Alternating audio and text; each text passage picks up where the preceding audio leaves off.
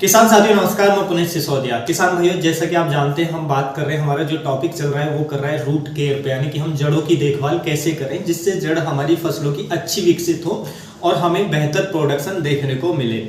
हम आपको पिछले दो टॉपिक में बता चुके हैं कि कौन से बेस्ट पीजीआर हैं आपकी फसलों के अच्छे जड़ विकास के लिए और कौन से अच्छे फर्टिलाइजर हैं और कब उपयोग करना चाहिए, कैसे उपयोग करना चाहिए, वो हम आपको पिछले दो वीडियो में बता चुके हैं। वो आपने दोनों वीडियो नहीं देखे हैं तो हमारे चैनल पर जाकर वो दोनों वीडियो देख सकते हैं। देखिए, आज की इस वीडियो में हम बात करेंगे कि हम अपनी फसलों पर जो फंगस रोग आते हैं, जैसे फ्यूजियम विल्ट आता है, बैक्टीरियल विल्ट आता है या डैम्पिंग ऑफ आता है, तो उनको कैसे रोकें, यानी कि फंगस से अपनी फसलों को कैसे बचाएं या हानिकारक बैक्टीरिया से अपनी फसलों को कैसे बचाएं।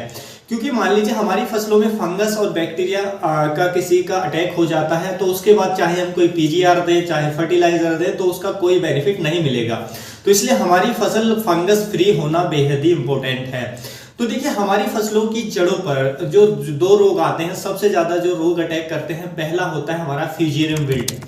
फ्यूजियम विल्ट का काफी ज्यादा अटैक देखने को मिलता है जो एक फंगस के कारण आता है, ये फंगस जनित रोग होता है। दूसरा होता है हमारा बैक्टीरियल विल्ट। बैक्टीरियल विल्ट जो आता है वो बैक्टीरिया के कारण आता है। तो ये दोनों रोग हमें देखने को मिलते हैं। इन दोनों का सिम्टम्स होता है कि हमारे पौधे की पत्तियां एकदम मुरझा जाती हैं। विल्ट का मतलब होता है मुरझाना, हिंदी में विल्ट को कहते हैं मुरझाना। तो फ्यूजियम विल्ट यानी कि जो हमारा पौधा है मुरझा जाएगा, बैक्टीरियल विल्ट वो भी, उसमें भी हमारा पौधा मुरझा जाएगा। लेकिन दोनों का जो कॉज है यानी आने का कारण है वो अलग अलग है। फ्यूजियम विल्ट आता है फंगस के कारण, बैक्टीरियल विल्ट आता है बैक्टीरिया के कारण। तो दोनों ही अलग अलग पैथोजन के कारण हमारी फसलों में देखने को मिलते हैं। तो देखिए, इन दोनों में आने का क्या कारण होता है, तो दोनों के आने का कारण होता है कि हमारी सॉइल के अंदर अधिक नमी होना, ज्यादा मॉइस्चर होना या मिट्टी में जल भराव की समस्या बन जाना। तो ऐसी मिट्टी है या आपकी मिट्टी पानी को नहीं सोख पाती है, ऐसी मिट्टी के अंदर भी जो हमारा विल्ट है वो ज्यादा देखने को मिलता है। तो ये सबसे पहला, अगर आपकी खेतों के अंदर ये समस्या बन रही है तो हमें पहले पानी को मैनेज करना चाहिए, यानी कि पानी हम ज्यादा दे रहे हैं या बरसात हो जाती है तो वो हमारे कंट्रोल में नहीं होती है, तो उसकी वजह से ये दोनों रोग आते हैं। दोनों का सिम्टम्स ये होता है कि इनमें पौधे की जो जड़ है वो गला देता है, यानी कि जो फंगस है वो पौधे की जड़ पे अटैक करती है जिससे जो जड़ है वो गल जाती हैं, या पौधे जो बैक्टीरिया है वो अटैक करता है तो उससे भी जो जड़ों में गलन आ जाती है। तो इससे क्या होगा कि आप जैसे आपका पौधा मुरझाता है, देखिए विल्ट में जो बैक्टीरिया विल्ट आता है उसमें क्या होता है, पौधा एकदम से मुरझा जाता है, ऊपर से मुरझाना शुरू होता है। लेकिन फ्यूजियम विल्ट में कभी कभी ऐसा भी देखने को मिलता है कि पत्तियां भी सूखने लगती है, नीचे से पत्तियां ड्राई होने लगती हैं धीरे धीरे और पूरी पत्तियां ड्राई हो जाती हैं, सूख जाती हैं। तो हमें ऐसी कोई भी समस्या बन रही है, हमारे पौधे पर ऐसे सिम्टम्स नजर आ रहे हैं, तो सबसे पहले हम अपने फील्ड के उस प्लांट को जड़ से निकाल लें। जड़ से निकालकर आप पहले उसका ऑब्जर्व करें, देखें कि उसकी क्या रूट में गलन आ रही है। रूट, या अगर देखिए जो हेल्दी पौधा होता है उसकी रूट एकदम व्हाइट होती है, जैसा कि आप पिक्चर में देख रहे हैं। ये एक हमने हेल्दी पौधे को, हेल्दी प्लांट को उखाड़ा है और आप देख सकते हैं इसकी जो रूट्स है एकदम व्हाइट है, सफेद रंग की है। तो इसमें किसी भी ना बैक्टीरियल विल्ट का अटैक है ना फ्यूजियम विल्ट का अटैक है। लेकिन जिसमें आ चुका है, जिसमें ये अटैक होगा, तो उसकी जो जड़ है वो आपको ब्राउन कलर की दिखेंगी, यानी कि ब्राउन, यानी कि वो गलने लगेंगे, इसलिए वो ब्राउन हो जाती है। या जड़ों पर भी कोई सिम्टम नहीं दिख रहा है तो उस तने को काट कर देखें, तने को तोड़ कर देखें, जैसे हम आपको दिखा रहे हैं। तो आप इसमें देख सकते हैं, मिर्ची का प्लांट है, इसमें अंदर देख सकते हैं कि ब्राउन ब्राउन का नजर आ रहा है, तो ये गलन नजर आ रही है, यानी कि ये पौधा हमारे में या तो फ्यूजियम विल्ट है या बैक्टीरियल विल्ट है। तो दोनों में से कोई भी एक इसमें किसी का अटैक है, जिसकी वजह से पौधा न्यूट्रिशन लेना बंद कर देता है, या तो पौधा मुरझा जाता है या सूख जाता है। तो ये दोनों समस्या हमें देखने को मिलती है। तो अगर आपको पहचान हो जाती है कि हाँ हमारे में या तो फ्यूजियम विल्ट है या बैक्टीरियल विल्ट है, लेकिन अब हम इनको आइडेंटिफाई कैसे करें। हमने जड़ तो गल रही है वो हमने चेक कर लिया, तने को चीर कर देख लिया, उसमें अंदर ये सिम्टम्स नजर आ रहे हैं, तो अब कैसे आइडेंटिफाई करें। तो उसके लिए एक ओजो टेस्ट होता है कि ये बैक्टीरियल विल्ट है या फ्यूजियम विल्ट है। उसके लिए आपको क्या करना है कि पौधे की जड़ को निकालें और उसको कलम की तरह काट लें, जैसे कि आप पिक्चर में देख रहे हैं, इस तरीके से काट लें, नीचे से कलम टाइप में। और एक चाहे तो आप ट्रांसपेरेंट बोतल ले सकते हैं या ट्रांसपेरेंट ग्लास ले सकते हैं, उसमें पानी भर लें और उस कलम को उसमें डुबो दें। डुबो कर कुछ देर तक आप वेट करें इसी तरीके से, और कुछ देर बाद आपको एक व्हाइट मिल्की कलर का एक सब्सटेंस यानी कि एक पदार्थ निकलता दिखाई देगा, जैसा आप पिक्चर में देख रहे हैं। यदि आपको ऐसा दिख रहा है तो समझ जाइए कि ये बैक्टीरियल विल्ट है, क्योंकि ये बैक्टीरिया ही होते हैं जो नीचे की तरफ वो ग्रोथ करने लगते हैं, यानी कि वो आने लगते हैं, पानी में नीचे बैठने लगते हैं उससे निकलकर। तो ये बैक्टीरियल कॉलोनी हमें दिखाई देती है। तो फिर हमारी फसल के अंदर बैक्टीरियल विल्ट है, हमें उसी के हिसाब से ट्रीटमेंट देना है। और यदि ऐसा मिल्की जो व्हाइट सब्सटेंस यानी कि सफेद रंग का ऐसा पदार्थ आपको निकलता नहीं दिखाई देता है तो आपकी फसल के अंदर फ्यूजेरियम विल्ट है। फिर हमें फ्यूजेरियम विल्ट को रोकने के लिए भी ट्रीटमेंट देना है, क्योंकि दोनों के अलग अलग ट्रीटमेंट है, इसलिए हमें पहचानना जरूरी है। अगर आप नहीं पहचान पाते हैं तो हम ऐसा क्या डाल सकते हैं जो चाहे फ्यूजेरियम हो चाहे बैक्टीरियल विल्ट हो, दोनों को कंट्रोल करे, तो वो भी हम इस वीडियो में जानेंगे। तो सबसे पहले मान लीजिए वो आपकी फसल में आपको आइडेंटिफाई कर पाते हैं कि उसमें फ्यूजेरियम विल्ट है। तो फ्यूजेरियम विल्ट को कंट्रोल करने के लिए जो बेस्ट हमारे पास फंजीसाइड है, जो क्यूरेटिव में काम करते हैं, यानी कि सिस्टेमिकली काम करते हैं, जो आने के बाद बहुत अच्छे से कंट्रोल करते हैं फ्यूजेरियम विल्ट को, उसमें है हमारा पहला एलिएट फंजीसाइड। एलिएट के अंदर होता है फोसेटाइल एल्यूमिनियम। तो इसका आपको ड्रिंच देना है 2.5 ग्राम पर लीटर से लेकर 3 ग्राम पर लीटर पानी में मिलाकर आपको इसको ड्रिंच देना है।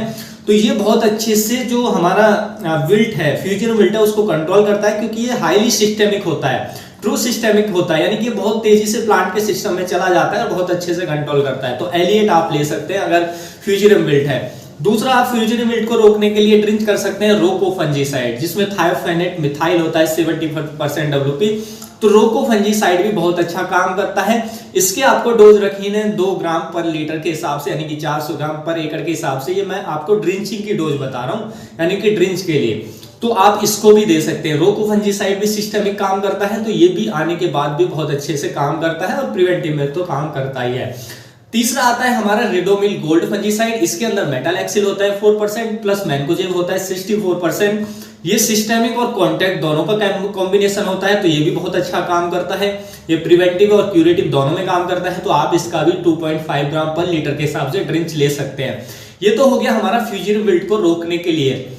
दूसरा, बैक्टीरियल विल्ट। अगर आपको लगता है कि नहीं हमारी फसल के अंदर बैक्टीरियल विल्ट की समस्या है, आपको इस और जो टेस्ट है वो किया है उसमें बैक्टीरियल विल्ट निकलता है, तो उसके लिए देखिए या तो आप बोर्डो मिक्सचर दे सकते हैं।